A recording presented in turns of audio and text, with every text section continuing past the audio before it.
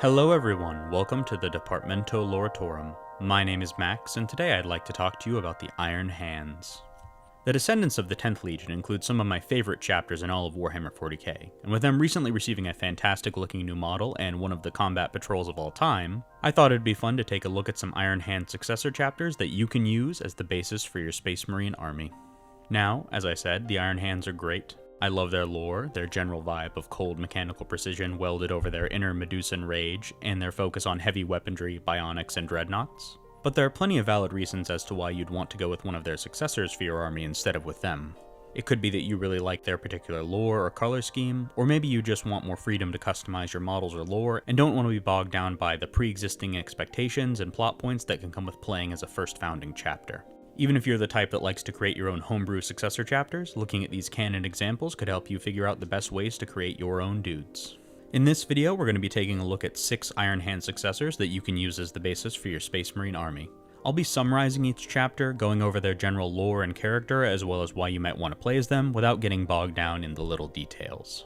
Before we get started, I just wanted to let you know that I recently added memberships to the channel. You can get access to some cool perks like members-only polls, shoutouts and videos, thank you to Wolfrey for joining, and early access to all my videos. Of course, there's no obligation to join, but if you enjoy my content, please check it out. Now, without any further ado, let's get started with a chapter that replaces some of the iconic Iron Hands logic with pure hatred: the Red Talons. A second founding chapter, the Red Talons can trace their origins all the way back to the days of the Horus Heresy. After the death of Ferrus Manus on Istvan V, the Iron Hands Legion fractured into many different groups, all out for vengeance against the traitors. This included the Battle Brothers of Clan Morgul, led by their infamously brutal Iron Father Autek Mor, who began their own campaign of revenge. Mor, commanding from his ship the Red Talon, attacked traitor recruitment and supply centers, most notably razing the World of Pot, the primary location used by the World Eaters Legion to create and train new Astartes. After the heresy, the Red Talons were formed into a new successor chapter, made up of members of Clan Morgul and other equally aggressive sons of the 10th Legion. They were given the world of Raikan to call their own, and Mor was made their first chapter master, or Iron Lord. As one would expect given their history, the Red Talons are cold, uncompromising, and aggressive. According to the short story The Vengeful Dead by Mike Vincent, brotherhood matters little within the chapter, only service to the Iron Lord. Hatred is the only emotion that counts, and the Red Talons seek to spread as much death and terror on the battlefield as they can. The chapter still does maintain some connections to their founder, having the rank of Iron Father in an Iron Council, although the relationship between the two groups remains strained, given that the Iron Hands are not exactly warm, and Autek Mor and his clan were always unstable outcasts and misfits. They will fight together on occasion, though. The Red Talons also appear to lack a pathological hatred of flesh, although they do still make heavy use of dreadnoughts in combat. Since their founding, the Red Talons have gone on to loyally serve the Imperium, putting their bloodlust to good use. They fought in the War of the Beast, and were one of the 5 chapters involved in the War of the False Primarch in M33, exterminating 11 chapters that turned traitor. They have in fact been called upon by the High Lords of Terra to destroy many outcast chapters, such as the Argent Hammers and Fist of Ulchus after they returned from the Abyssal Crusade. The Red Talons have also taken part in the extermination of many minor Xenos races, such as the Draxians and the Paramours of the Morpheus Rift, as well as defending the world of Orsak from a Tyranid splinter fleet. One of their most famous engagements, though, has to be the 12th Black Crusade, or the Gothic War. They, along with the Exorcist and White Consuls, were the first Space Marine reinforcements to come to the aid of the Gothic sector once the warp storms isolating it abated, fighting against the fleets of Abaddon the Despoiler. The Red Talons wear red armor, with black trim and silver chest detailing, and their symbol is a red talon within a black circle. This symbol comes from a combination of the icon of Clan Morgul and the heraldry of Autek Mor's personal guard, the Blood Rot. If you prefer it when Space Marines care less about concepts like courage and honor, and more about causing the maximum amount of destruction, then the Red Talons are for you. They're for the Space Marine fan who doesn't give a crap about the calculus of battle, and just wants to run up to the enemy and beat the shit out of them. I could easily see the Red Talons running almost any type of army, from artillery to melee. As long as it involves crushing their enemies and seeing them driven before them, I'm sure they'd be happy, or at least as happy as their ice-cold hearts allow. The Red Talons also have a good amount of Heresy-era lore, so if you wanted to do a Horus Heresy army in addition to, or as a part of your main army, they'd be a great choice. I also hope that we'll be seeing more of them in the Scouring series and main 40k novels. It'd be really fun to see some more exploration of their inner workings and beliefs. Let's move on now to a far less bloodthirsty chapter, albeit one with much worse luck: the Brazen Claws. The only other known second founding successor of the Iron Hands, the chapter was created from the 34th clan company of Clan Morrigal, known as the Brazen Claws. They were garrisoned on the night world of Fabris Calavant in order to repay a debt, and were thus spared the horrors of the drop site massacre on Istvan V. After the heresy, the Brazen Claws were made into a full chapter of the Adeptus Astartes, calling the world Talis IV their home. The Battle Brothers of the chapter are known for their resilience and unwillingness to yield once they engage in combat, regardless of the losses they've suffered. Like their founder, the chapter despises weakness and makes heavy use of bionics, although, as seen in the novel The Voice of Mars by David Geimer, they are far less obsessive and more reasonable than the Iron Hands, but that isn't a high bar to pass. Although they are Codex compliant, the Brazen Claws still do maintain the rank of Iron Father. An old chapter, they have been involved in many engagements over the years. Like the Red Talons, they fought in the War of the Beast, but their most notable campaigns have been against the forces of Chaos. In M37, the Brazen Claws, alongside the Celestial Guard and Sons of the Raven chapters, joined the Ordo Malleus Inquisitor Lord Antonius Coil and his Tempestus Scions in hunting for the wandering demonic forge world of Sarum.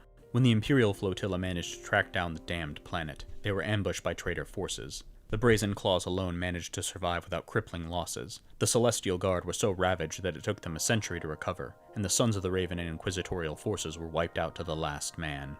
The chapter then went on to destroy a chaotic stronghold on Phalanx, fighting on and triumphing after demons destroyed the mind of the librarian leading the campaign due to the heroism of their devastator centurions. They also assisted the Iron Hands, led by Iron Father Cardan Stronos, in defeating a Necron dynasty led by a lord known as the Crimson King.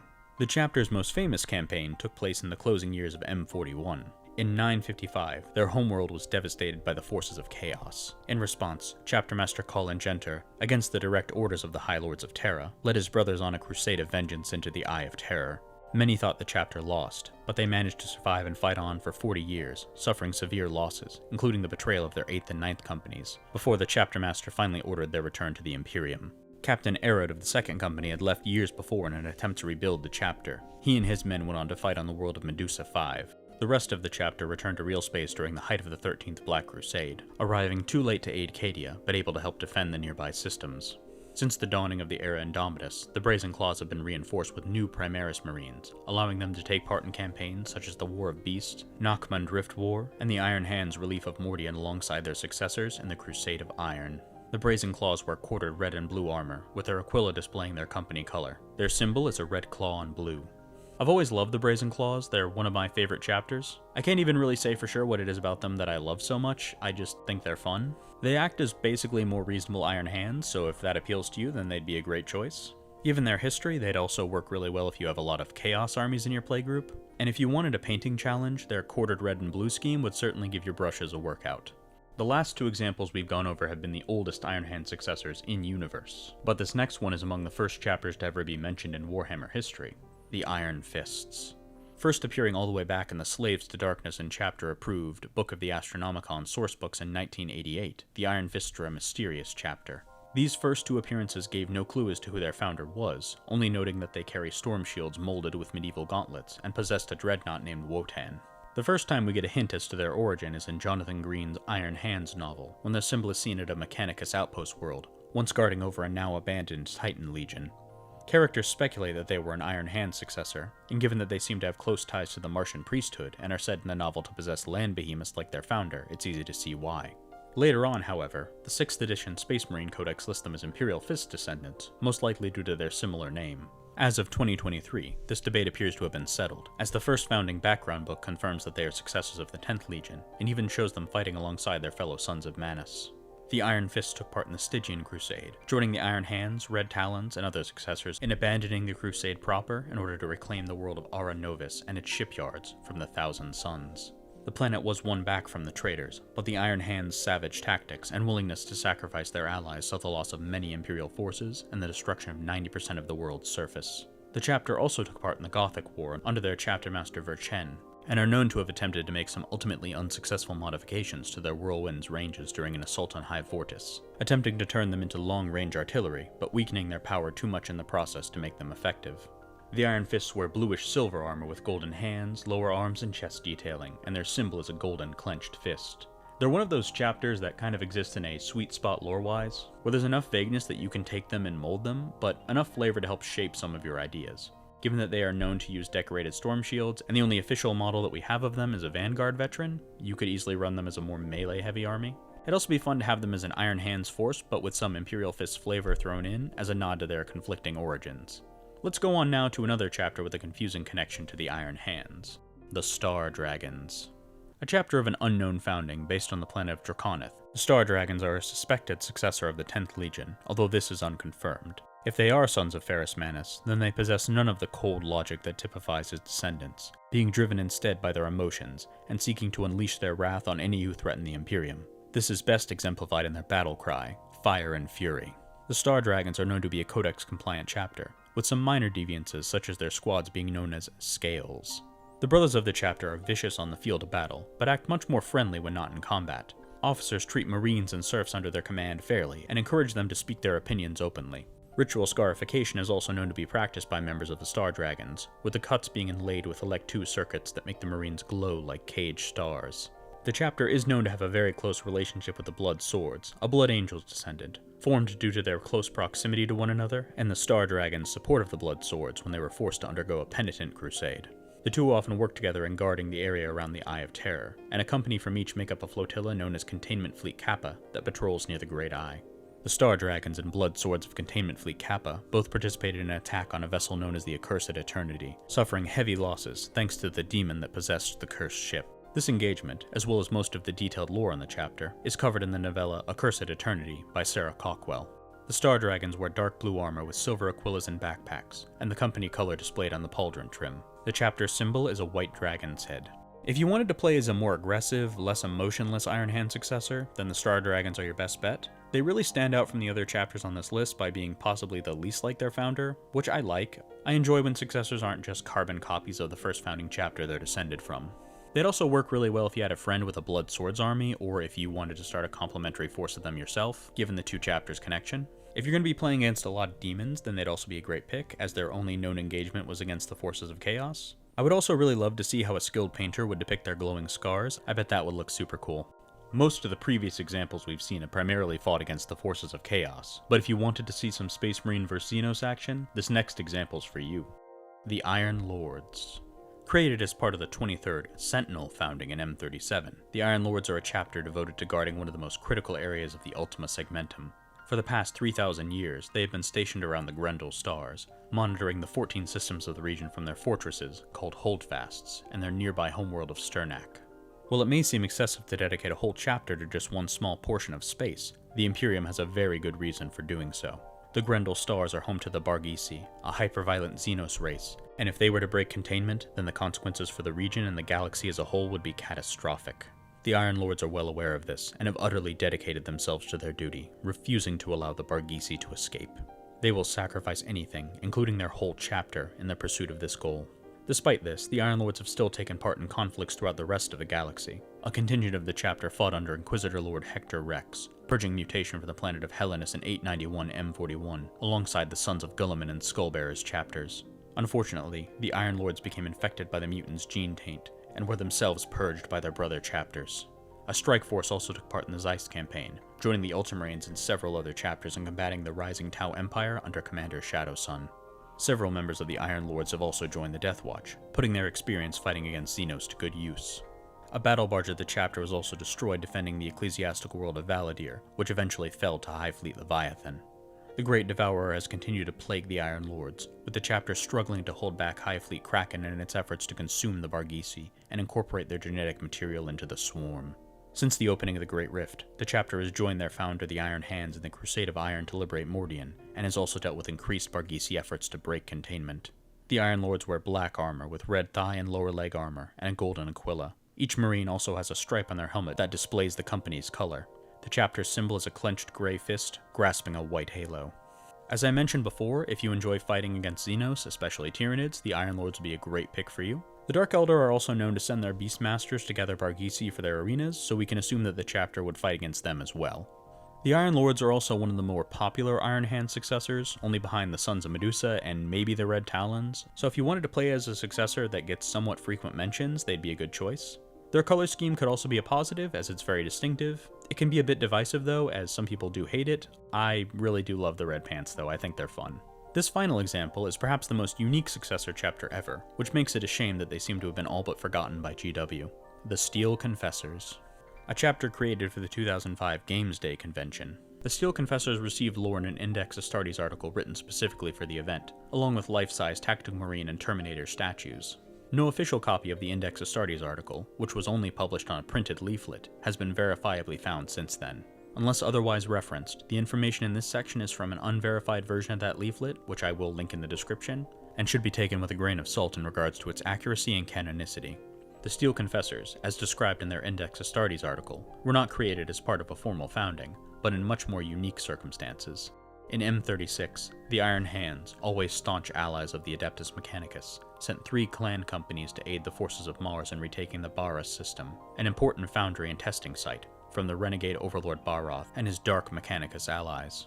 Although the fighting was relentless, the Iron Hands managed to push the traitors back to the research world of Tarvor, where they were drawn into a trap and almost annihilated. Only swift action by the forces of the Adeptus Mechanicus prevented the Astartes from being completely destroyed. After the fighting, in thanks for their aid, the Iron Hands agreed to send a sample of their gene seed to the Adeptus Mechanicus. This allowed the Martian priesthood to create their own chapter, in order to rapidly respond to threats to their own domain. When the Inquisition and High Lords of Terra learned of the unsanctioned creation of a new chapter, they were alarmed, to say the least. But, after further review, the chapter was ratified on the condition that they submit to the same restrictions and oaths that bind all other Space Marine chapters. Feeling this ruling was unfair, the Adeptus Mechanicus named the new chapter the Steel Confessors in protest. This doesn't seem like a very effective protest to me, but what would I know? A Codex-compliant chapter, the Steel Confessors do not maintain the rank of Iron Father or possess clan companies like their founder, although the two chapters do share a similar hatred of weakness and reverence for bionics. The Confessors revere a divine trinity, made up of the Omnissiah, the Emperor, and Ferrus Manus. Their disdain for human frailty is so great that they are even under inquisitorial investigation for the destruction of the 54th Talarn Desert Raider Regiment after their perceived failures in achieving objectives. As you would expect, the chapter maintains a close connection with the Adeptus Mechanicus, with each captain receiving Tech Marine training and each company being accompanied by 3 Tech Magi to tend to their war gear. This also means that the first company has a full complement of Terminator armor, and a detachment of these heavily armored veterans are often seen at the head of any deployment. The Steel Confessors were originally based on the Forge World of Craxus 4, which possessed a technology that could make it appear as a barren rock to any sensors, in order to hide it from prying eyes. Unfortunately, this did nothing to fool the Great Devourer. The arrival of High Fleet Behemoth saw the Steel Confessors deployed across the Ultima Segmentum in order to combat this new menace. Only Chapter Master Protonus and half of the first company remained on their homeworld, which soon found itself the target of the Xenos Scourge. Protonus, quickly recalling 4 additional companies, managed to hold off the assault for 3 months, but it soon became clear that the Tyranids could not be defeated, and retreat was the only option. Personally leading his veterans in a rearguard action, Protonus ordered for his chapter to abandon the planet. He himself was killed by a Hive Tyrant during the final battle, although he managed to slay the beast before falling, and his body was recovered by his men. Although the loss of their homeworld has left them crippled, the Steel Confessors continue to fight on. Now a fleet-based chapter, they do maintain a base on the planet of Kalevala, which possesses both their librarium and the tomb of their first chapter master, Avanus. They have since defended their new home from an attack by High Fleet Leviathan, as stated in White Dwarf 313. Since the Battle of Craxus 4 and the year 2005 in real life, references to the Steel Confessors have become scarce. They were mentioned in the book Soul Hunter by Aaron Dembski-Bowden, with Talos of the Night Lords reminiscing that he took a piece of his armor off of a battle brother of the quote-unquote crippled chapter. They also received a reference in David Geimer's Voice of Mars novel, as an Iron Hand successor is noted to be present on the world of Kalevala. The Steel Confessors wore silver armor with bone-colored pauldrons and knee pads, and the symbol is a white lightning bolt set in a red circle on a black cross. I don't like to include unverified and potentially untrue information in these videos, but the Steel Confessors have an interesting enough history, both in universe and real life, that I wanted to talk about them. I would really like if GW gave us more canon lore for the chapter, beyond a couple of scattered references. Even if they changed some of the specifics, the Iron Hands just need to get some more successors. They'd work well for your army if you wanted to fight against Tyranids, or as an accompaniment to an Adeptus Mechanicus army.